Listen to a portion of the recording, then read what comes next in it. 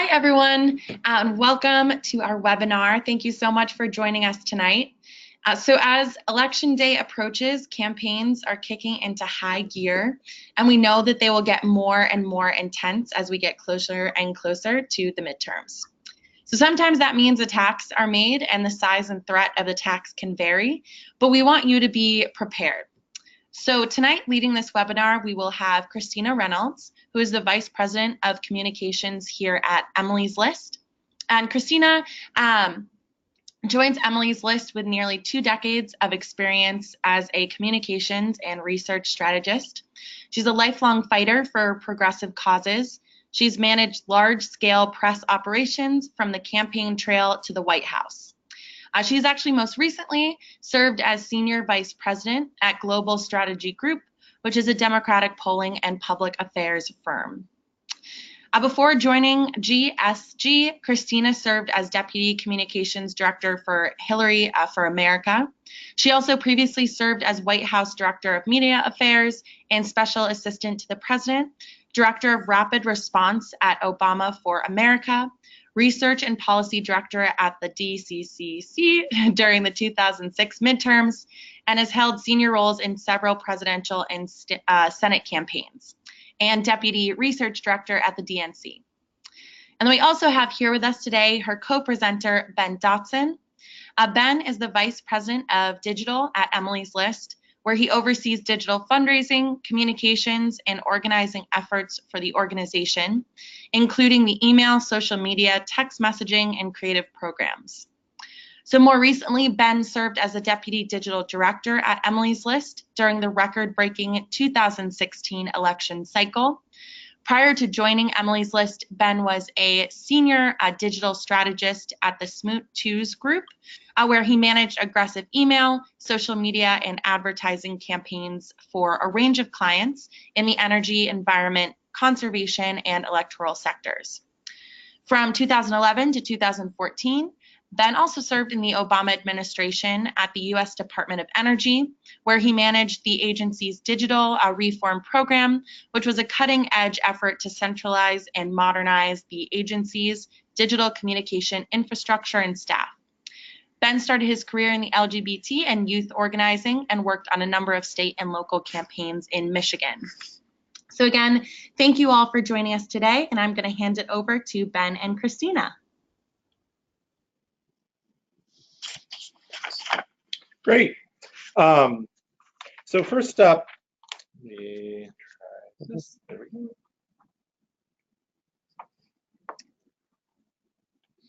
go. So first up, we're going to go over a few things tonight. The first is how to prepare for attacks. That is how to anticipate what's coming your way and get ready for it. We're going to go over some basic rules of crisis management, how to effectively manage those crises. And then finally, we'll take some questions at the end. The goals for tonight, we want you to learn how to anticipate and plan for attacks, how to look into your own background, anticipate what your opponents might throw at you. We want to help you learn the rules for responding. That is how to effectively manage a crisis and how to make sure that that crisis gets better and not worse through effective management. And then finally, understand how to respond and then track how your community, your voters, your supporters, and your donors respond to that. And I would throw in the press and others as well there. Great. So a few norms up front. Thanks again for joining us. Invest in the time that we have together. It is very limited, and there is a lot to cover here. All questions are valid. Please type them in the text box in your webinar toolbar throughout the night as you think of them and come up. You don't have to wait to the end to offer your questions to us. And then finally, the slides are internal here. They were created just for you. So do please keep them confidential. They're here for your support. Great. So thank you for joining. Thank you for participating with Emily's List. We are so grateful that you're here with us. We get to live in a very happy place with so many pro-choice Democratic women running for office. We hope you're in that same place. However, you're joining politics and you're thinking of campaigning, which means the attacks are going to come. What you do right now, how you prepare for those attacks is going to make all the difference in how you weather the attacks, how you respond, and how you come out the other side.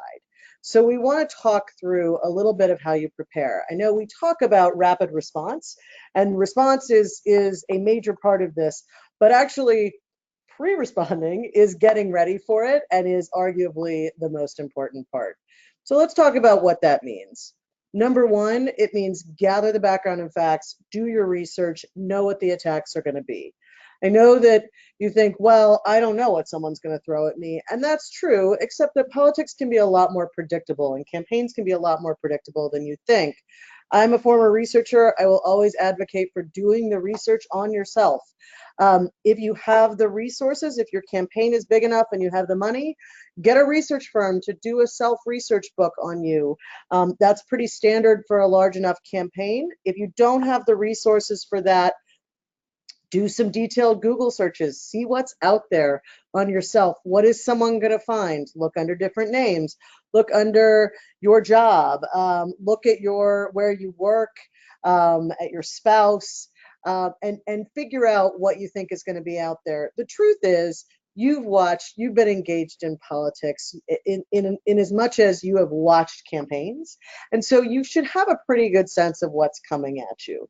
If you know that you were late on a tax bill, if you know that you've got some debt, or that you've been in office before and you took a vote that you might get attacked for, or that you hold positions that you might be attacked for, you have a sense of that. So figure that out and think about it in advance. Usually, the good news here is that you can predict most of what's going to come at you.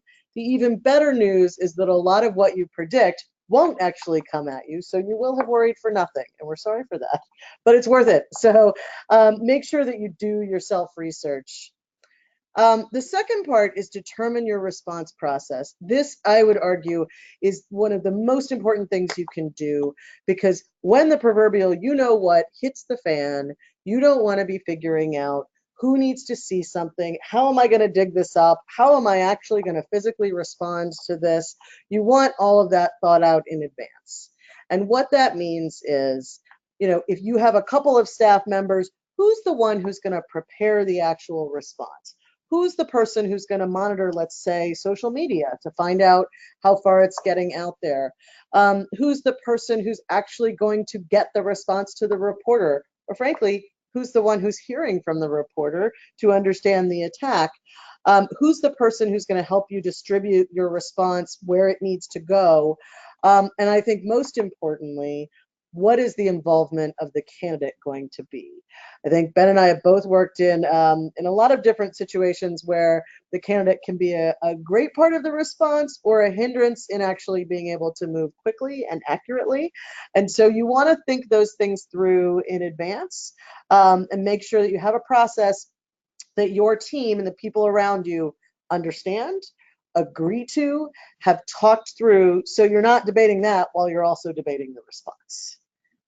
I think the third part of that is to think about validators. If you know, for example, that there's something coming at you about about a position that you've taken, or a vote that you've taken that maybe some of your allies don't like, then you need to think about who are those allies, how can you work with them in advance, or who are those allies who can tell the facts, the context around the vote that you took.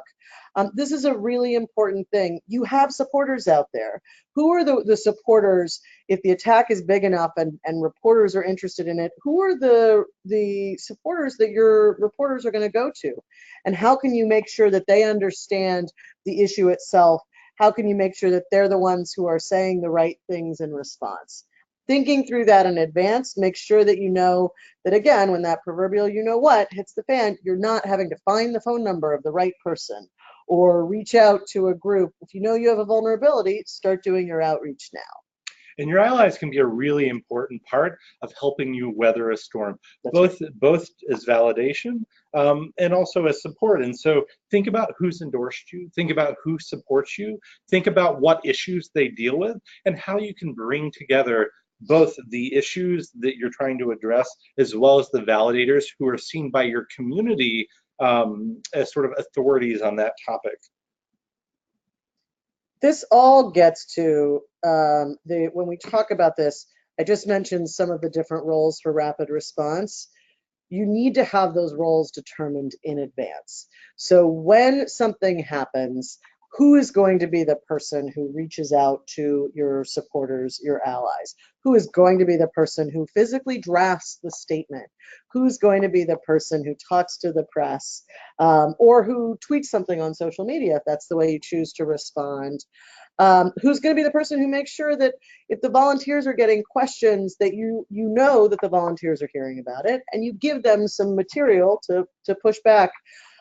All of those things are important to think about in advance. You may not need all of them for every single attack. I think when an attack comes in, we have this, oh no, I have to do 1,000 things. Not always, and we'll talk about proportional response in a minute, but you do need to think about how are you going to do it if you have to do this menu of things.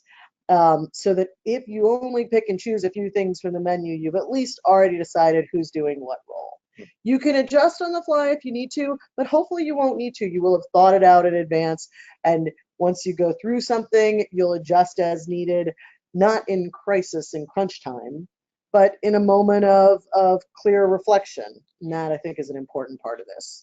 And I would say one of the other important things to keep in mind here is not just that you have roles assigned for preparing your crisis response, but that you've communicated across your campaign team who is doing what, so that everyone is on the same page, and so that people don't trip over each other as they're trying to respond. So everyone needs to kind of know what the basic plan is and who has the roles. Again, it's about preparing as much as you can ahead of time, because crises move very quickly. They evolve fast. And so you need to make sure that your whole team is on the same page in terms of how you're going to respond and who is responding and who is responsible for what. Yeah, I'll give you an example of this. Years ago, I'm dating myself, but since they just announced that I've spent 2 decades in politics, I guess that's how I'm already dated. Years ago, I was in election night when Al Gore almost won the presidency, and then we had it taken back, and then it was taken back again. And we suddenly discovered that it was all going to come down to Florida, and that the Florida Secretary of State was going to have a major role in that process. Her name, you may remember, was Katherine Harris. And so immediately, 2 researchers started working on documents about Katherine Harris's ties to George Bush and how she'd been a major campaign supporter. Unfortunately, those 2 researchers didn't talk to each other. And so we had 2 very similar documents come out and get ready. We could have had one of those people working on something else. So just something to think about.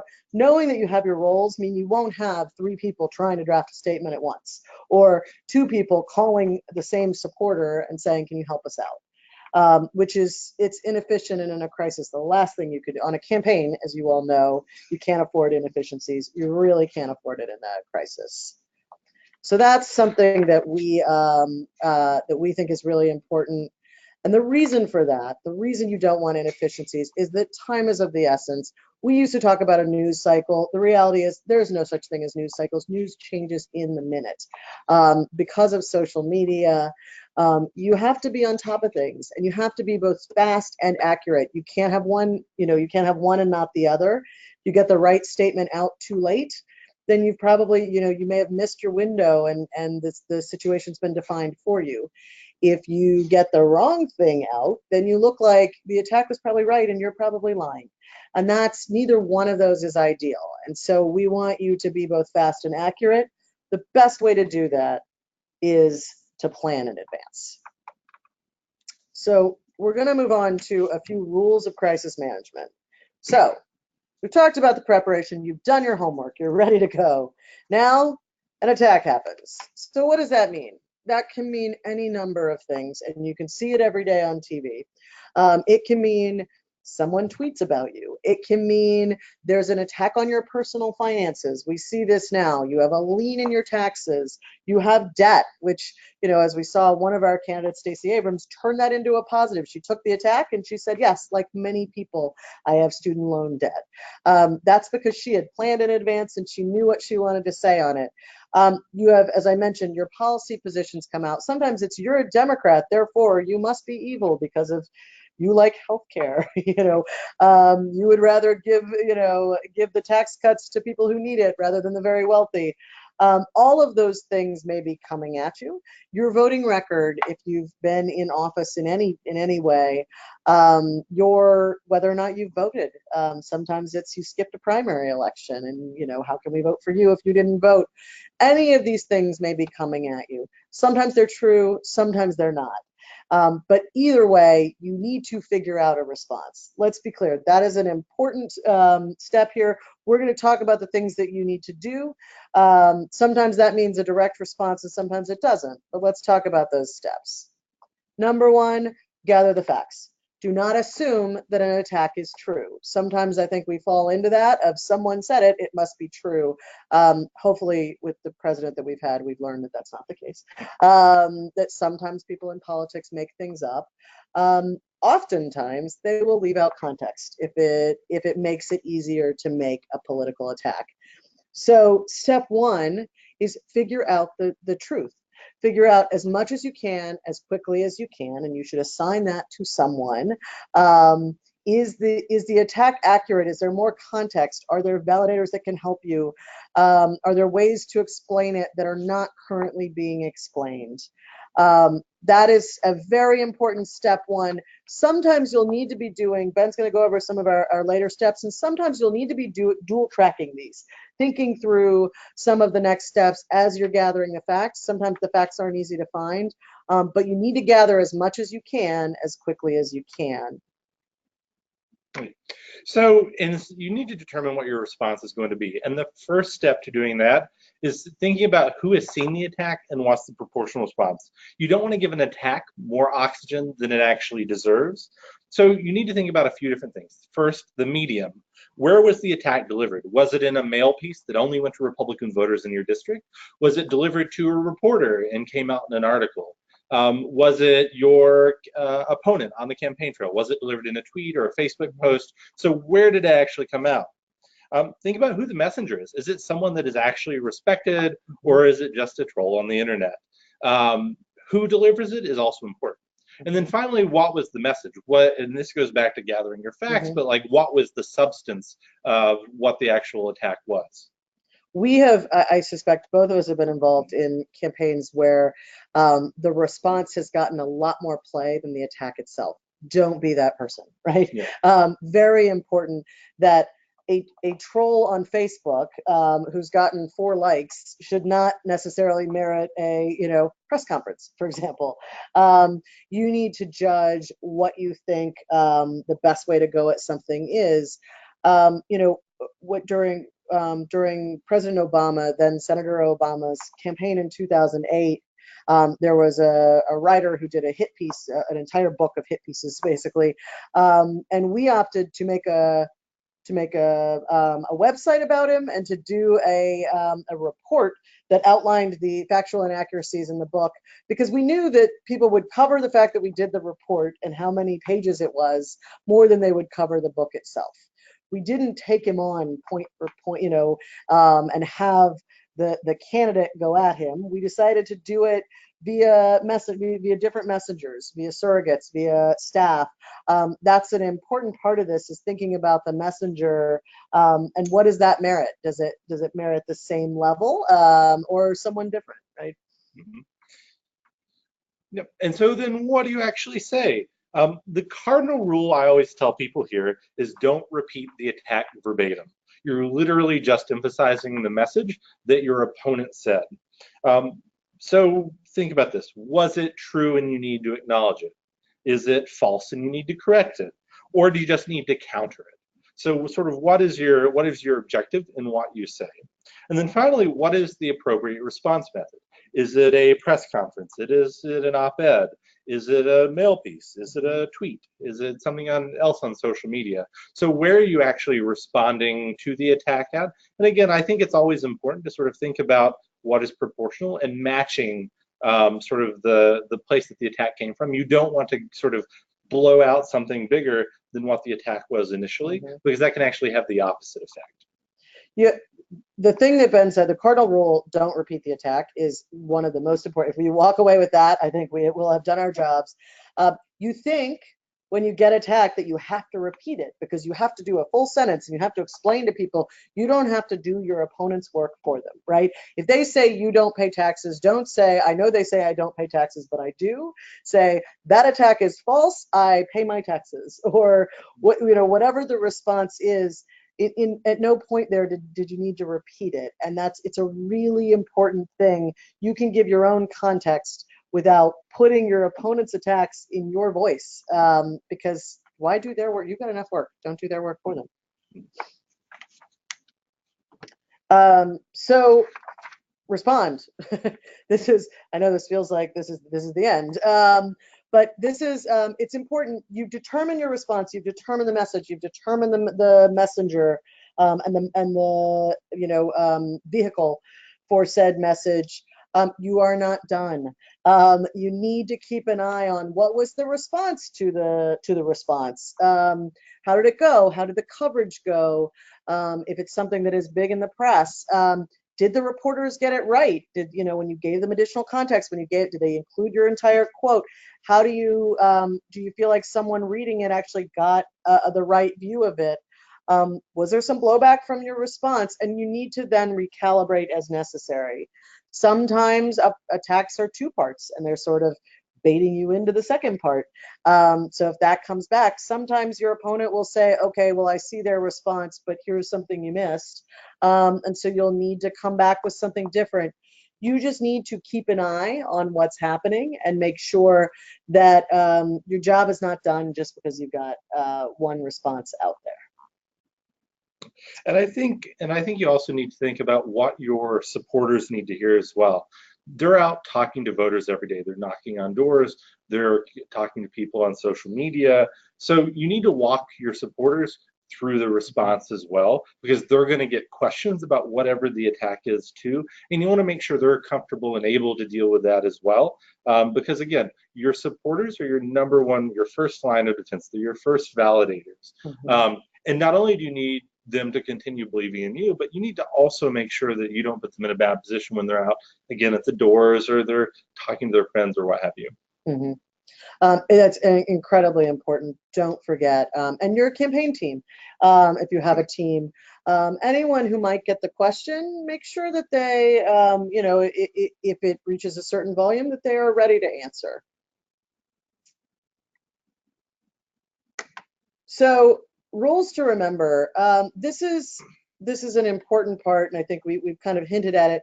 Don't let that crisis take over your campaign. In addition to the proportional response, you have to remember, while an attack may feel like it has taken over your world, that it is overwhelming, that it is the only thing that people are talking about, it's the only thing that you're talking about. If you let it be the only thing that you're talking about, your voters have a lot more that they're thinking about. If you think about what's happening in the news these days, I know when we were dealing with Donald Trump, there'd be an attack in the morning and then there'd be a second one by noon. So, even then you couldn't just deal with one response or attack, and people can't keep it all straight in their head. So don't let one crisis define you, define your campaign, or take over your campaign. If you can, wall off the people who are responding. Make sure that people, at the very least, that your volunteers are still knocking on those doors or making those phone calls, and that it doesn't take over everything. The campaign has to go on, plain and simple. You can't stop. When Hillary Clinton was on a plane and found out that James Comey had opened a new investigation, she still went out and did an event, a couple hours later. You still have to keep going. Obviously, that one didn't end the way we know yours will, but it's a good lesson that you just can't stop. And I think that's something that's really easy to forget when you're in the heat of a crisis. And that's where your plan and your roles and responsibilities can really come to help you, because again, it's easy to sort of get lost in the mess of a crisis, but at the end of the day, if you've planned ahead and if you have these roles and responsibilities assigned, it can give you a roadmap. So even as hectic as things get, you have a center of gravity, you have a place to go back to keep your team on track. And again, if you have certain team members that are assigned to a response, and then you have team members that are not, the sort of roles and responsibilities help you keep everyone else on track. Because again, one of the greatest dangers to your campaign that a crisis poses is the ability to throw you off your game. That's the entire point of someone attacking you, is it is literally to throw you off so that you're not doing the things you're supposed to be doing. So again, respond proportionally, and make sure that you're keeping the crisis response in its lane and doing all of your other responsibilities too. Our next rule is don't get defensive or take the attack personally. Easy to say when you're not the one being attacked, right? It's hard, and if you've done other trainings of ours, you know that one of the first things we try and teach people is tell them that they need to have or develop a thick skin. That's not always easy when you're the one being attacked. We get that. But you need to take that home and talk to your partner, talk to your dog, find a good friend, and try not to let that defensiveness and let that, that attack hitting you personally come out on the campaign trail. Unfortunately, that's a lesson that is even more important for women than it is for male candidates, because too often women who seem defensive or who seem to be taking it personally are viewed more negatively, sadly. So the best you can do is try and let that attack. You've got a plan, you know what you're doing, you're going to deal with it, and you're going to show that you are a great candidate and you will be a great elected official because you're not letting it get to you. What that means is, being a happy warrior, responding as best you can, and then moving on to the reason that you're running. Throughout all of this, you need to keep the voter in mind, the issues that you're dealing with. That is something that's really important. We've got some candidates who handle it really, really well.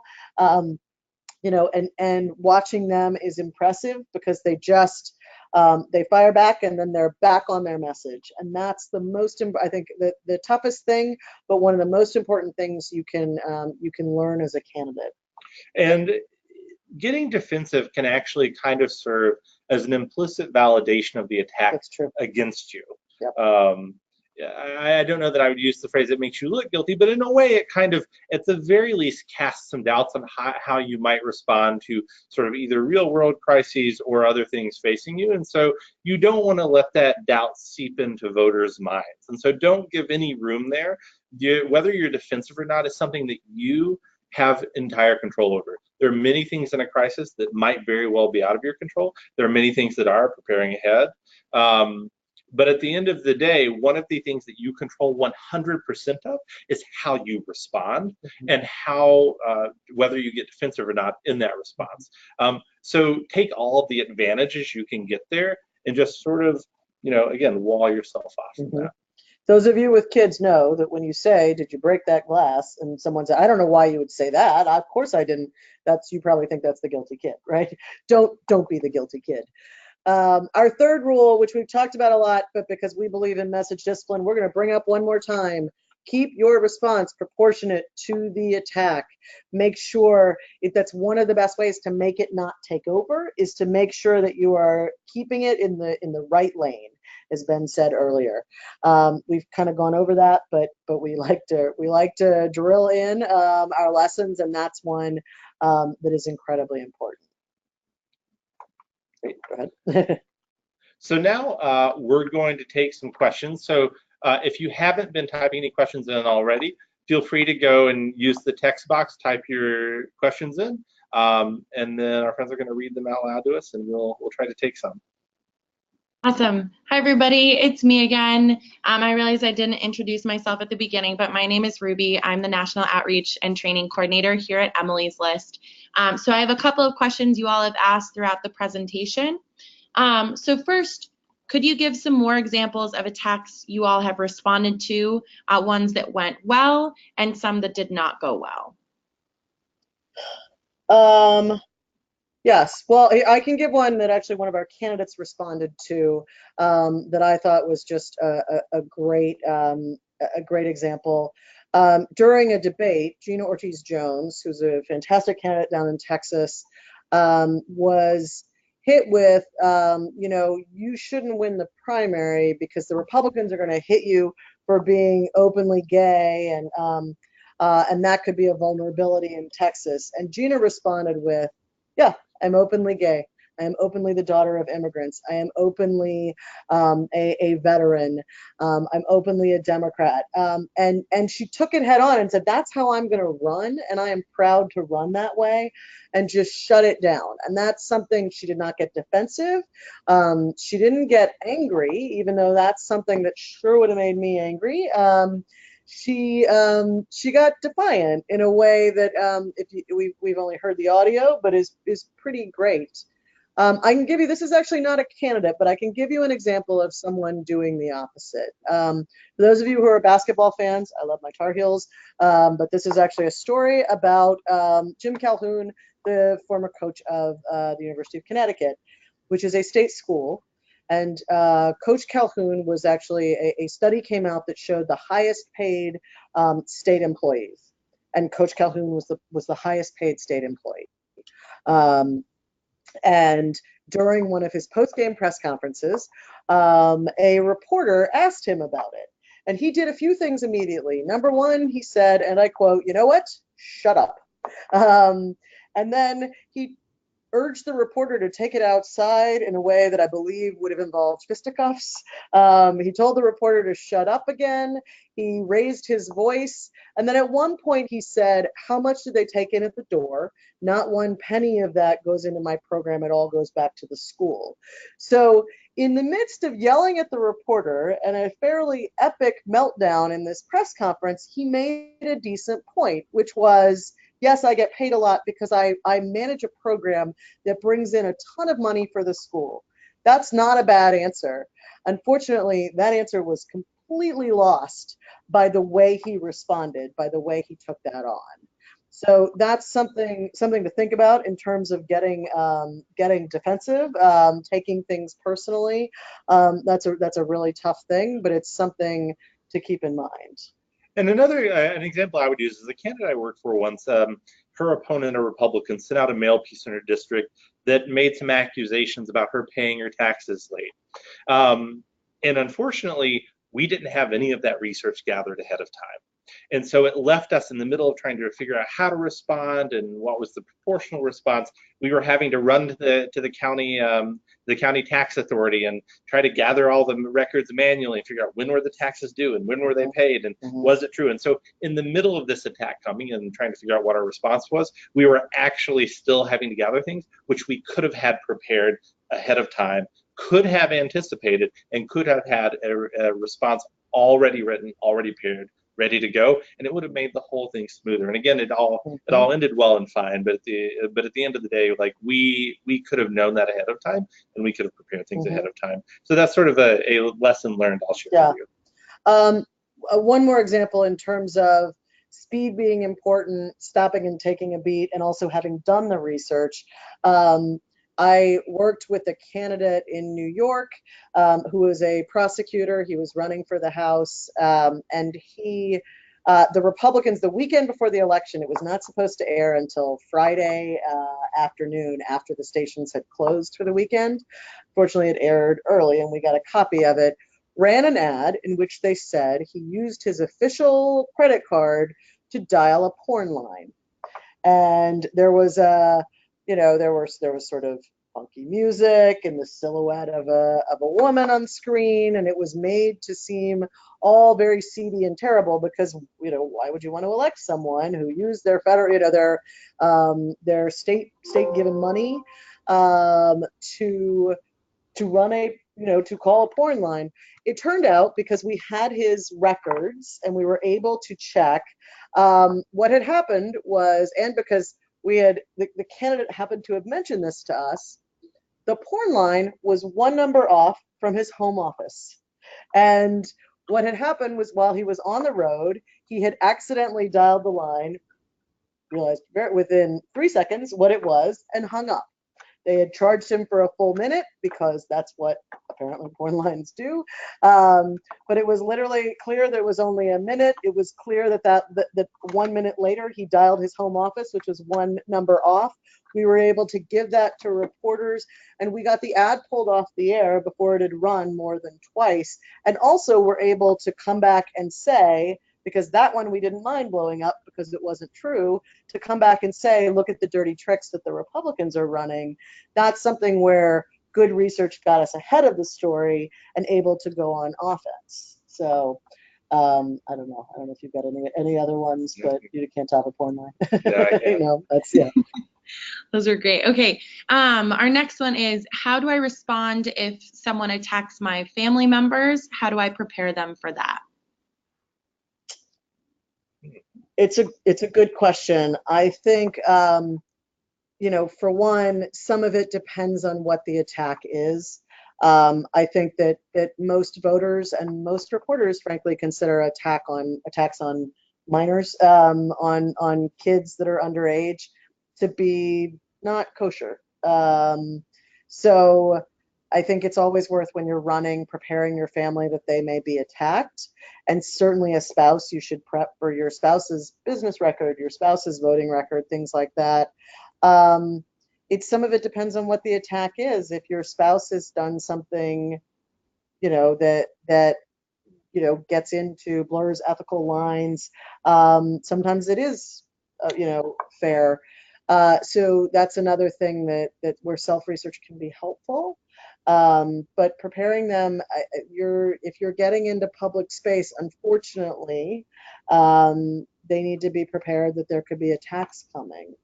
Yeah, one of the things we teach in trainings, particularly for candidates who are thinking about running, is one of the most important conversations you have is the conversation you have with your family up front before you even decide to run. And so having that conversation, continually communicating with the folks around you, with your kitchen cabinet and so on, is just crucial. And you can't anticipate you can't anticipate all of the things here.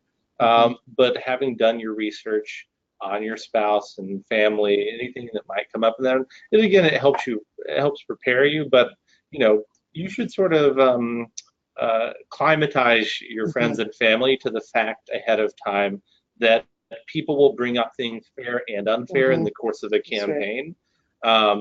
And again, while you're on the ballot, they may bring up others as well. I think that's a really important part, and I would argue that climatizing them also should let them know that their responses, particularly made on social media or in public, you're going to have to own some of. And so if you've got a particularly hot-headed friend who wants to defend you, you know, until the day is done, make sure they understand that you may have to answer for their defenses, and they need to keep that in mind. No longer can someone say, well, I had nothing to do with it. If someone is a really close friend, you may be asked to call out your friend's response. So climatizing your friends and family to the idea that what they say may affect you is something important to talk about in advance. And the media will treat a response from your spouse on social media as the response. That's right. And so just, again, have these conversations ahead of time. Have your roles and responsibilities assigned, all of these things. But again, it's about coordinating and communicating across your whole team. And by the way, that probably also includes your family. That's right. Okay, great. So our next question is, how do you gauge when to not acknowledge the attack versus when a response is necessary for an attack? Unfortunately, that's case by case, but I would say a piece of it is how much is it being seen. If this is a random Twitter troll who has 12 followers, you should treat that very differently than a reporter or someone who is a major, you know, queenmaker in your district. I think also you should keep in mind, does the attack, one, is the attack untrue? Because if it's untrue and can be debunked easily, that probably puts it a little closer to, yes, you should maybe respond. But I do think it should also go, does this go at a major vulnerability you have? And so if this attack, I will give you an example. I worked for John Edwards who was someone who, by virtue of both his appearance and his age at the time when he ran for president, and I might argue, unfortunately, his Southern accent, which is two Southerners we don't like, but he was viewed, the knock on him was that he was a lightweight, not experienced enough, didn't have enough gravitas, etc. And so when it came out that he had spent campaign money for very expensive haircuts, that fed into that narrative. So if you know that you have vulnerabilities and a tech feeds into it, crushing it early is probably more important than letting it go. But you do have to weigh that and figure it out. And that may change over time. Something that is not worth responding to right now might become worth responding to in a week or in 2 weeks or when more people are paying attention. And I would just refer back to sort of what I call the 3 M's that I discussed earlier, message, medium, and messenger. So again, who is the person who's delivering the attack? Is it someone that is important in your district or important to your community? What is the message? Does it actually speak to a vulnerability you have? And then where was it delivered? Again, was it a mail piece that went out to thousands of voters, or was it a troll on Twitter? And so think about the intersection of those 3 M's and sort of figure out, again, what proportion of response does it require? Great. Our next question. My opponent is better funded than I am and is able to take out more attack ads against my campaign. How do I respond effectively? Well, this is part of why we talk about paid media and earned media. You're going to have to go out and earn some media. This is and I'll let Ben talk about the importance of building, your own networks on social media to help combat this. But I think this is where you're going to want to make sure that you're building relationships with reporters, that they understand your race, that you take on, particularly if those attacks are not true, that you take them on early and make sure reporters have a good understanding, particularly if your local papers do any fact checking, that they have the information that they need so that you can be as aggressive as possible. But I think this is also part of where you want to use the grassroots, right? Yeah, exactly. So we always say in digital that you need to build your list before you have to use it. And so this is why from the earliest days of your campaign, it's important in building your online community so that when you then need their help, whether it's getting them to donate or volunteer or help push back on an attack, that they're there and ready to go, and that you've been communicating with them the whole way so that they know who you really are, they know your real story, that even if they don't have the particulars on the attack, they still have ways to talk about you. So it's about building that community before you need it, and then making sure that they know what the right sort of message or right sort of response is as well. And again, one other tip I would give you here is that if you know your opponent is going to make certain attacks, whether they're from your past or whether they're just the attacks they would sort of unleash on any Democrat. Oh, they want to raise taxes. Oh, they want to take away healthcare. Whatever it happens to be, you can prepare content, graphics, or tweets or Facebook posts on most of these things ahead of time. And so even if you have to tweak it to make sure it matches whatever actually comes out in the moment, you can have many of these things prepared ahead of time so that you at least have something that you're able to work from. Great. And our last question is, do you have any advice for dealing with internet trolls? This is, I hate to be repetitive, but that's part of our job. Respond proportionately. If they are, one, this is exactly what Ben was talking about, right? Build that list, build that network, make sure that you've got a voice on the internet so that your trolls aren't the ones defining you. But also you don't have to always take the bait. I will tell you, there's a lot of people, unfortunately, on social media who just want to send the nasty retort. Those probably weren't your voters. People who are asking legitimate questions, people who have a big following, people who either do support you and have, and want to know something or might support you. Those are the people worth engaging, I would argue. The ones who are just being nasty, I mean, you've got better things to do with your time, I think, right? Exactly. Here's one way I think about it. You can tell when someone is being sincere or not. And if they're being sincere and actually asking a question then respond to them. Because good social media is authentic social media, and that means engaging with your supporters and even potential supporters like a real person. So if you feel they're being sincere, then try your best to answer them. That being said, if they're not being sincere, if they're just trolling, and in particular if they're being abusive, don't be afraid to block them, particularly on your campaign accounts. You don't have to create a community where you're constantly having trolls challenge your supporters or making it an unsafe or abusive environment for them. But again, if they're being sincere, engage with them. If they're not, don't take the bait. And above all, I would argue that it should never be the candidate doing any of this, particularly on social media, because it is very easy for sort of some trolls with poor intentions to sort of get inside your head and make you cast doubts and throw you off your game. Again, the point of any attack is to throw your campaign off its game. So don't give them the chance to do that. That's why I think you can have trusted volunteers, or if you have a paid staffer by chance, if you have a campaign manager, let those folks deal with these sort of, particularly on social media, these sort of responses or responding to people or answering questions or reading the comments. You, the candidate, I would argue it's healthy to put a little bit of distance between yourself and this. And just one more thing, which is don't let negative social media and particularly internet trolls have an outsized influence on you. The reality is some of those people just want to mess with your campaign. I think too often we'll hear from candidates, well, people didn't like that on Twitter. Well, is it people or is it your opponent's support? You know, are they people who are never with you? You know, you talk to actual voters, let them be the ones versus an internet troll who determine what your community is saying. Take in the good with social media, and there is a lot of good and the good feedback and support. But don't let it have an outsized influence. It's not a poll, right? What people say in your comments is not a poll. Okay, great. That's it for me. Thank you so much. Thanks. Great. So if you take nothing else away from us tonight, here's what we want you to take home. First, think through the likely attacks.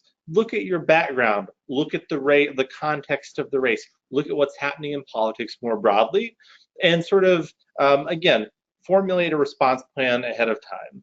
Create your response plan in advance. Make sure you have assigned roles and responsibilities. Don't come up with those after something's happened. Do it in advance.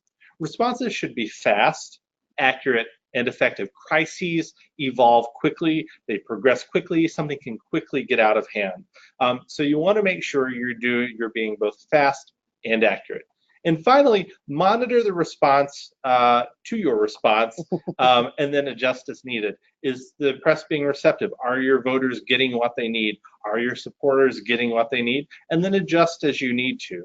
Again, are you trying to challenge something that's incorrect? Are you trying to acknowledge something that was true? Or are you just countering? But again, sort of monitor and adjust your response as you need.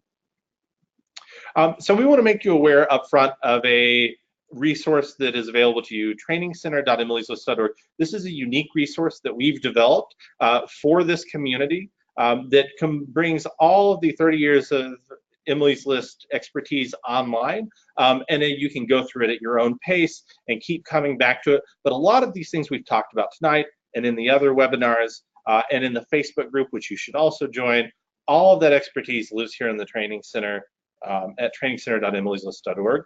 And we want to thank our partners as well, the American Federation of Teachers, AFSCME, ActBlue, the UFCW, and the NEA, without whom none of this would have been possible, and who are valuable partners for our candidates on the ground across the country.